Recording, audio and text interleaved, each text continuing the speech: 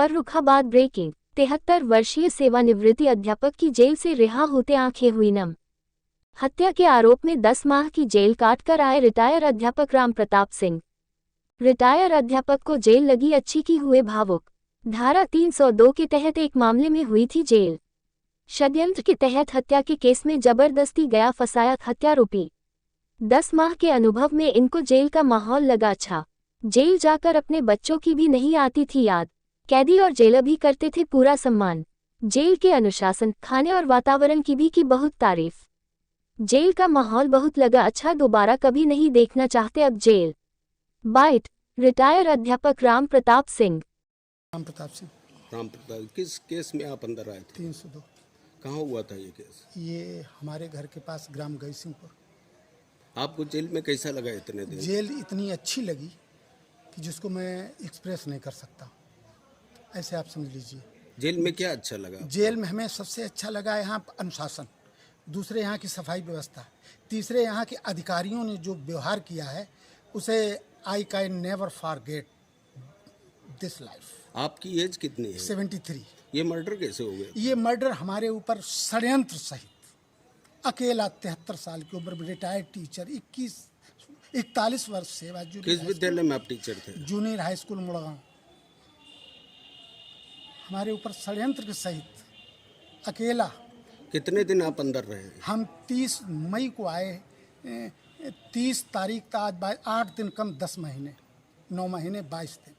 ये दिन आपके कैसे बीते जेल में? दिन हमारे अधीक्षक साहब की कृपा से इतना अच्छा उन्होंने हमें स्तंभ दिया कि उन्होंने हमको शिक्षा मित्र में नियुक्त किया और कहा आप बच्चों का माइंड वॉश करते रहिए, जो तुमसे हेल्प मांगे उसको देते रहिए। मैं उसको हेल्प देता रहा। बच्चे मुझे बाबा कह के पुकारते रहे, उठाते रहे, बिठाते रहे। लड़कों ने आज भी हमको जब सुना कि हमारे बाबा की रिहाई हो गई तो उन्होंने मेरे साथ जो व्यवहार किया कि हमें अपने बच्चे याद ही नहीं आते तुम बच्चों के आगे। और अधिकारियों ने मुझे बहुत सम्मान दिया जो आज तक किसी बंदी को मिला नहीं होगा। जेल अधीक्षक का क्या नाम? जेल अधीक्षक का नाम श्री भीमसेन बुकुंद जी। हम इनको जीवन में, he is the rare blossom on human tree, he is the ornament of prison. कितने दिन हो गए आपको जमानत मिले हुए? हाई कोर्ट से 15 यही मार्च को 15 एक्सेप्ट हुई। तो नीचे जमानत खारिज हो गई थी आपकी? यहाँ तो 302 में जमानत होती ही खारिज।